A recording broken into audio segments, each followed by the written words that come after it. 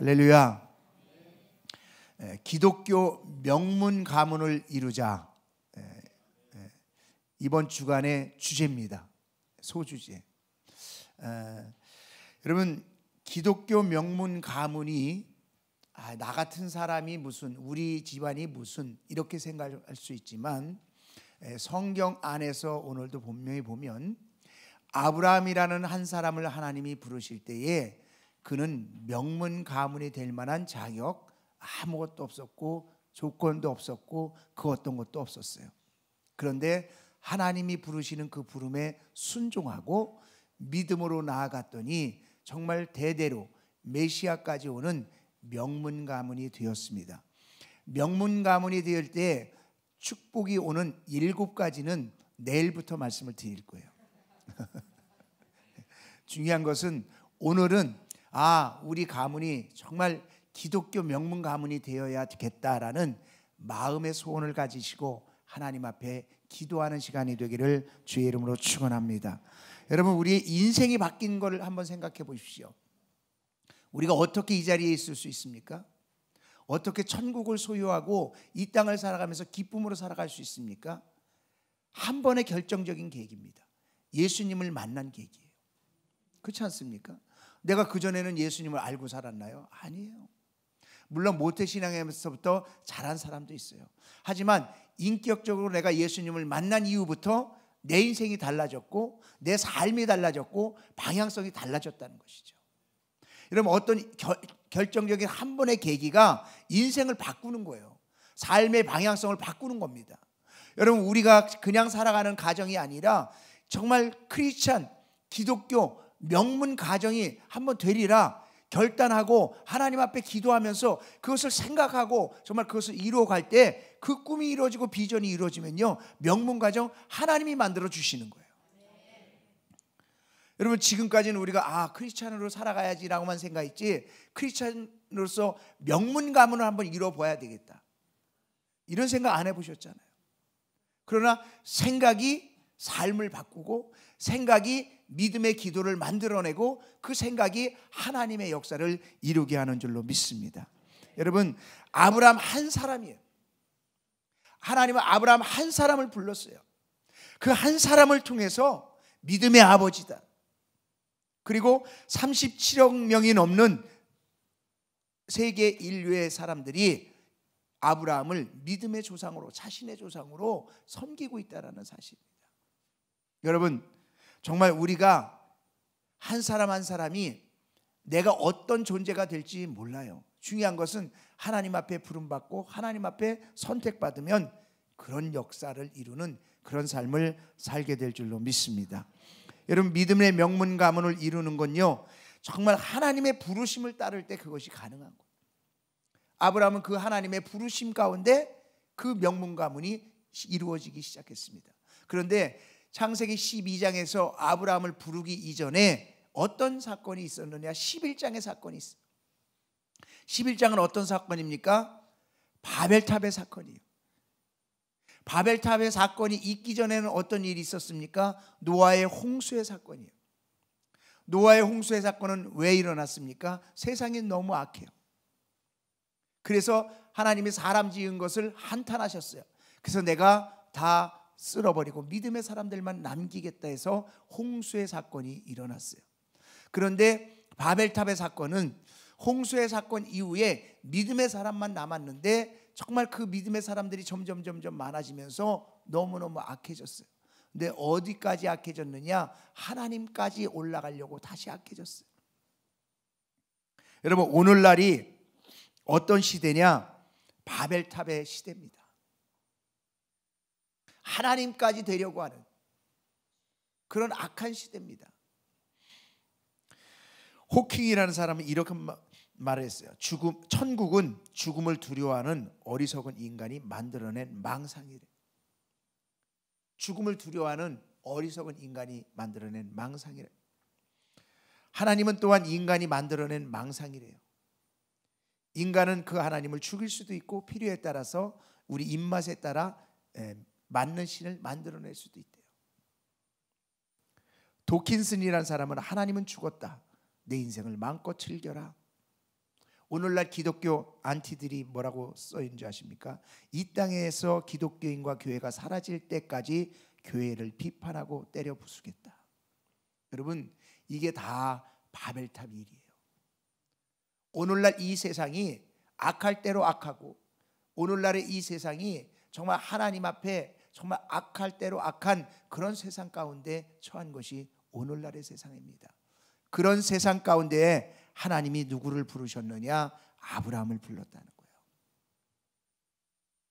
여러분, 이 세상이 악하면 악할수록 하나님은 정말 하나님을 정말 경외하는 명문 가문을 찾고 계신 줄로 믿습니다. 그 부름에 우리 한 사람 한 사람이 정말 하나님 앞에 명문 가문으로 부름을 받고 세움을 받는, 그래서 자자손손이 복을 받는 그러한 복이 임하기를 주의 이름으로 축원합니다. 여러분, 성경을 보십시오. 그 악한 바벨탑은요 무너졌어요. 스스로 무너졌습니까? 아닙니다. 하나님이 무너뜨리셨습니다. 하나님이 승리하셨습니다.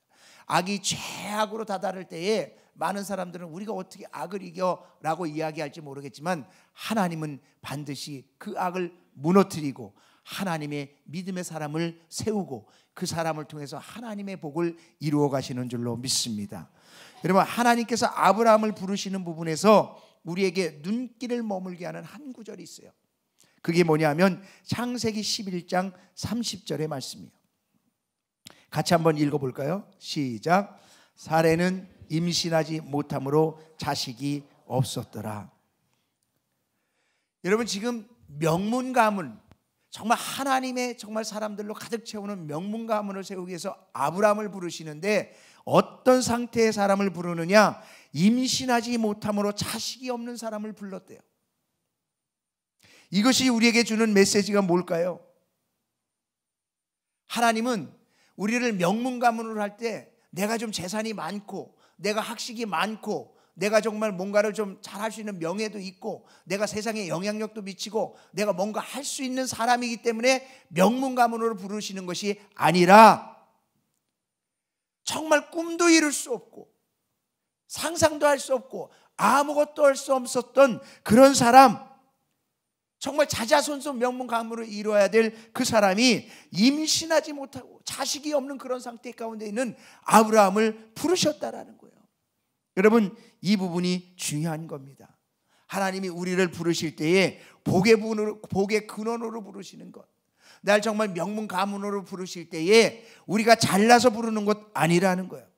하나님은 언제나 평범한 가운데, 연약한 가운데, 그렇게 있는 우리 가운데 하나님 앞에, 하나님 나 그렇게 한번 해보겠습니다라는 순종하고, 하나님 나 그렇게 한번 쓰임받아 보겠습니다라는 마음의 소원이 있는 자를 통해서 하나님은 그 일을 이루시는 줄로 믿습니다.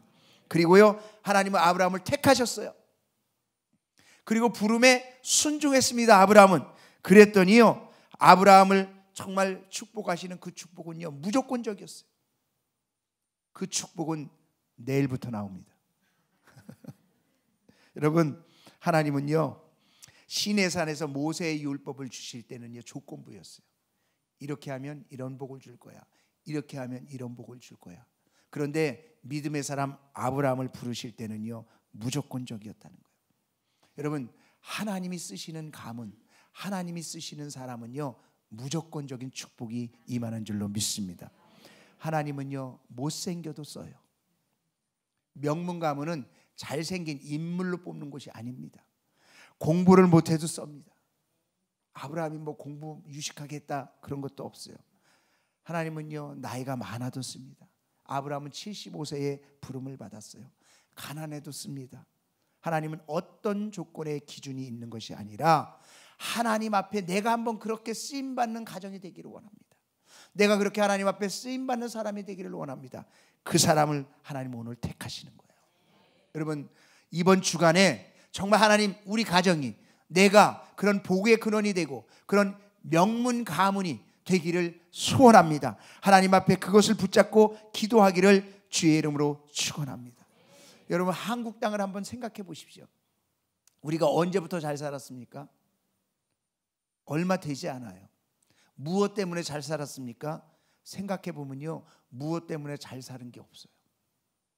자원이 있습니까? 나라가 큽니까? 뭐가 있습니까? 아무것도 없는 나라예요. 한 가지 있다고 한다면 기도가 있었어요.